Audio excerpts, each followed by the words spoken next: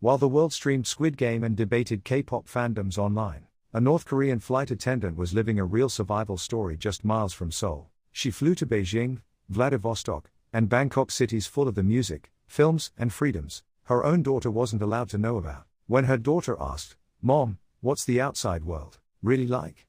she couldn't answer. In North Korea, even that question was dangerous. Today, finally, she can bridge the gap. Subscribe to connect with stories from the other side of the DMZ. Comrade, could you? His voice cut through the cabin. December 2024. A special charter flight from Pyongyang to Vladivostok. I was a Goryeo Air flight attendant, and that day, we were carrying the most powerful passenger in North Korea. He pointed to the lapel of his jacket, a smear of red lipstick. Someone had said goodbye before takeoff. Yes, Marshal. Right away. I reached for a wet wipe and carefully blotted it clean. My hands were shaking. Of course they were. He was the supreme leader of North Korea. One wrong move, and there was no coming back. He said nothing, a single nod, and he returned to his documents. I stepped back to my station. My heart was pounding, not for the first time, not for the last. I had served him before. It never got easier. Hello, I'm a North Korean defector, who arrived in South Korea in December 2025, via Beijing. I can't share my name for safety reasons, but for 20 years, I worked as a flight attendant for Goryeo Air, North Korea's only airline. I flew international routes, and I was frequently assigned to special charter flights. I grew up in the Botonggang district of Pyongyang, my clearest childhood memory walking along the Botong River, holding my mother's hand. I didn't know then how much would change. Being a flight attendant in North Korea wasn't just a job, it was a privilege. I flew to Beijing, Vladivostok, Bangkok, while ordinary North Koreans lived and died without ever leaving the country. I was crossing international borders 3 or 4 times a month, but privilege came with a leash. Every time I flew out, the BOABU, the State Security Department, pulled me aside for what they called ideological education. Don't be influenced by foreign culture. Don't betray the homeland. Never forget you are being watched. I heard those words so many times, they carved grooves into my mind. At home, my mother was waiting, 75 years old, worried every time I flew. "Youngwi, be careful, you're all I have." She loved Pyongyang cold noodles Naengmun. On good days, I'd take her to Okryu restaurant with my flight allowance. Watching her eat, watching her smile, that was the only thing that felt like peace. My daughter was there too, 25 now, a graduate of Pyongyang Music University. She played violin. Every time I came home from abroad, she'd ask the same question, "Mom, what's the outside world like?"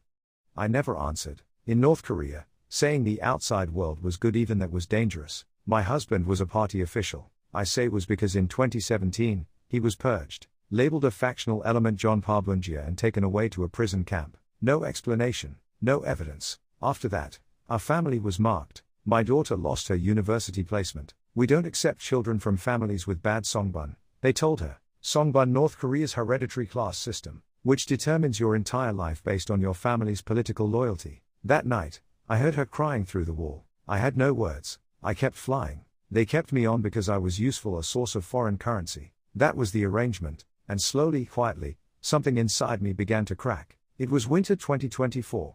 A routine special charter, Pyongyang to Vladivostok. After landing, the passengers deplaned. I moved through the cabin, checking for items left behind, the usual routine. Seat by seat, row by row. Then I saw it, wedged in a seat crevice, a crimson leather case, small, embossed with a gold state emblem. I looked around. The cabin was empty. I picked it up. It wasn't heavy, but my hands wouldn't stay still. I didn't know why, not yet. I opened it. My heart stopped. I knew immediately, this was not something that was supposed to exist, outside a very small circle of hands. Handing it over to the BOABU? No.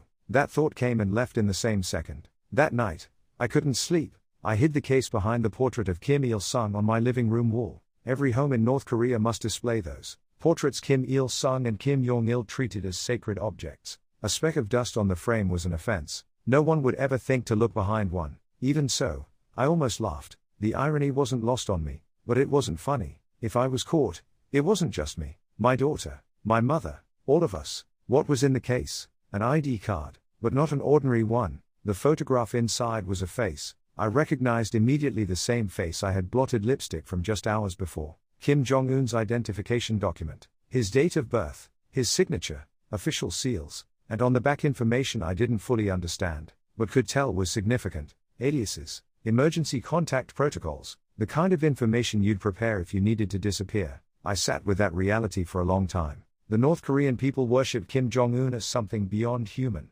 infallible, untouchable, but here was proof that he was just a man who dropped things, who made mistakes, and on the back of that card evidence that while his people starved, he had an escape plan ready. That was the truth I was holding. I knew then what I had to do. South Korea. The South Korean government needed to see this, not just as intelligence but as a piece of history, something that, when reunification came, would help the North Korean people understand what they had lived under. My escape plan began that night. The hardest part was carrying the secret. I moved the case from my wardrobe to behind the portrait more secure, but the act of touching the frame sent sweat down my spine. Any disrespect to those portraits was punishable. From early 2025, Boabu visits to our apartment intensified. Once a month. Same questions: have you met anyone suspicious abroad? Any contact with your husband?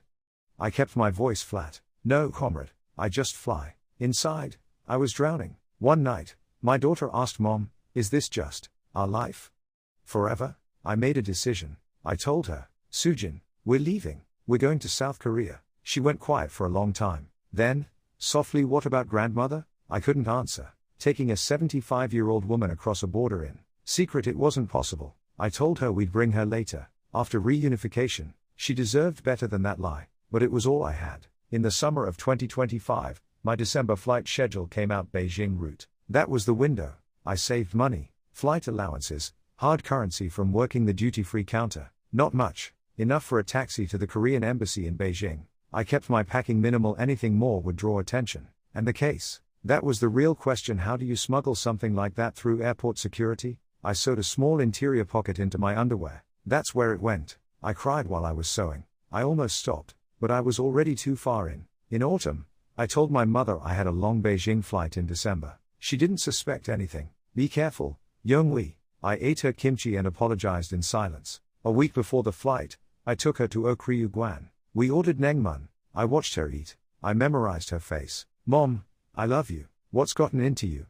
Are you all right? Nothing. I just wanted to say it. She took my hand. That warmth. I pressed it into memory. December 11, 2025. I was up at 4 in the morning, uniform on, the case pressed against my body beneath the fabric. It felt like a second heartbeat. I looked in the mirror, pressed lipstick onto lips that didn't want to hold still. Stay calm, Kim Young-wi. Look like nothing is different. My face was white. I woke my daughter. We said nothing. We packed light. In the living room, I stopped outside my mother's door. I wanted to go in. I didn't. Seeing her face would have broken me. Instead, I stood at the threshold and bowed in silence. A deep, quiet bow. The kind you give when you know you might not come back. I looked at Kim Il-sung's portrait one last time. The case was already on my body. I'm taking it with me now. All the way to South Korea. The airport. Security screening. My daughter went through first. Clean. My turn. I stepped through.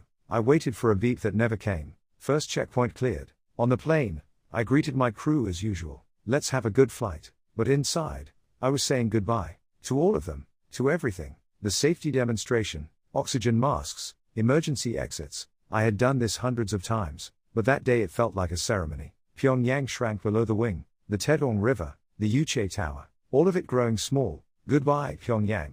Goodbye, Mom. 2 hours. Beijing. After the passengers deplaned, I told my crew I needed the restroom.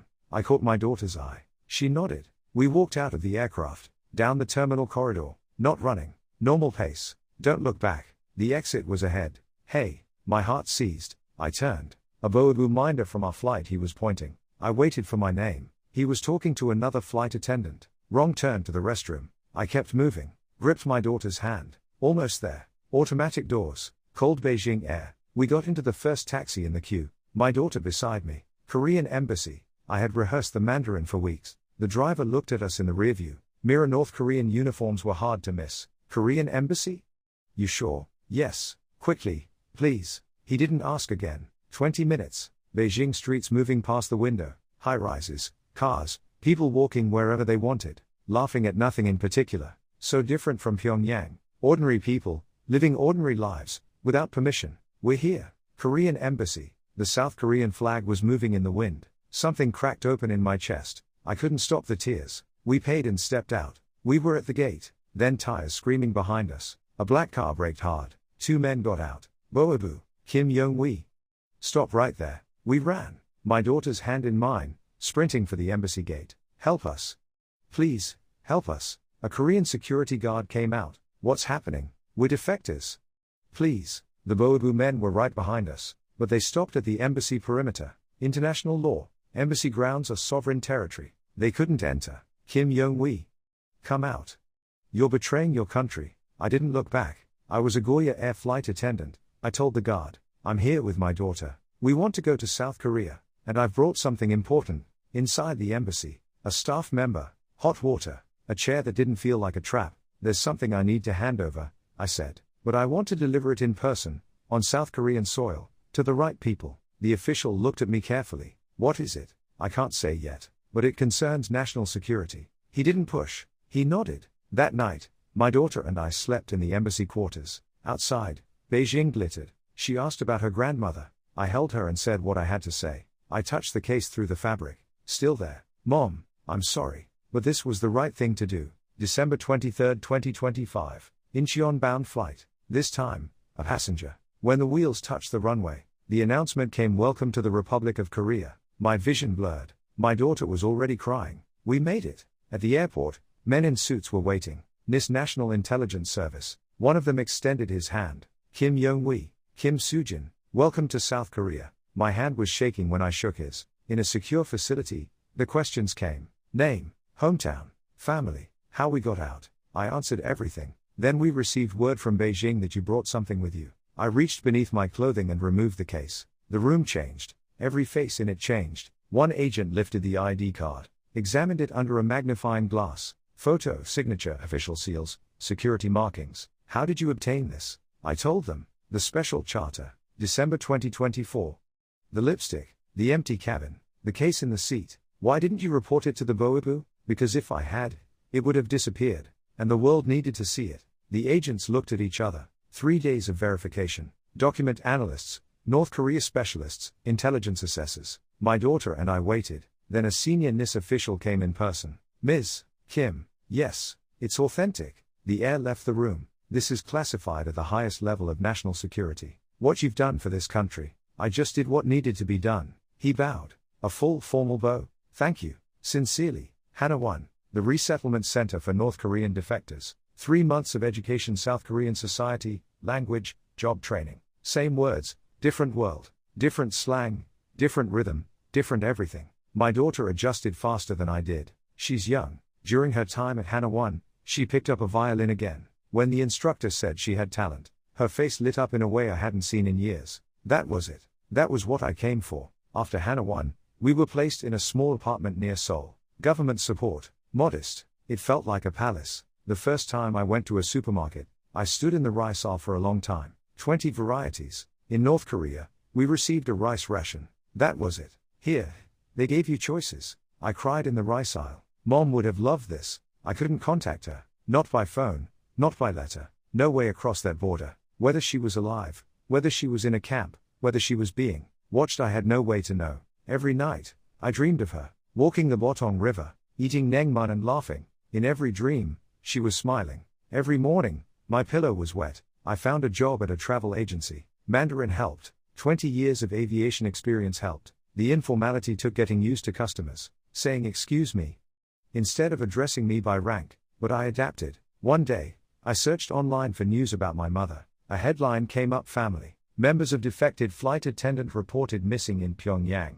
I read it 3 times. That night, I cried until I couldn't anymore. Mom, I'm so sorry. I'm so sorry. But I still believe what I did was right. Several months after settling in, the NIS called. The material you provided is being put to good use. Thank you. Can you tell me how? Not in detail, but it's been valuable for North Korea analysis. And, Ms. Kim, a pause. When reunification comes, this will be historical evidence. What you risked your life to bring out, it will be part of the record that tells our people the truth. So, now you know what I carried out of North Korea, in a pocket sewn into my underwear, across a security checkpoint, through a Beijing airport, past Boabu agents at an embassy gate. It was Kim Jong-un's identification document, his personal ID, red leather case, gold state emblem, his photograph, his birth date, his signature. The North Korean people are taught to see Kim Jong-un as something beyond human, perfect, untouchable, infallible, but a man who loses his ID in a seat cushion is not a god.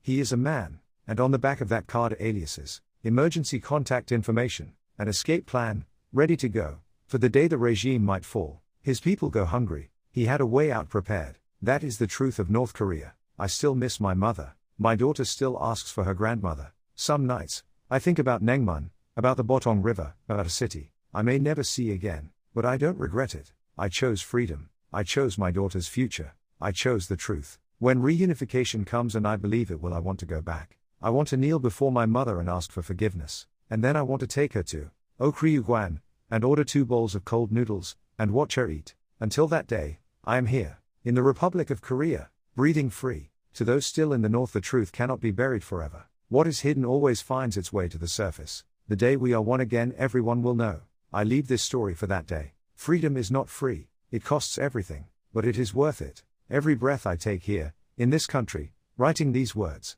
it's worth it. Thank you for listening. Mom, I love you. I will see you again. Until reunification.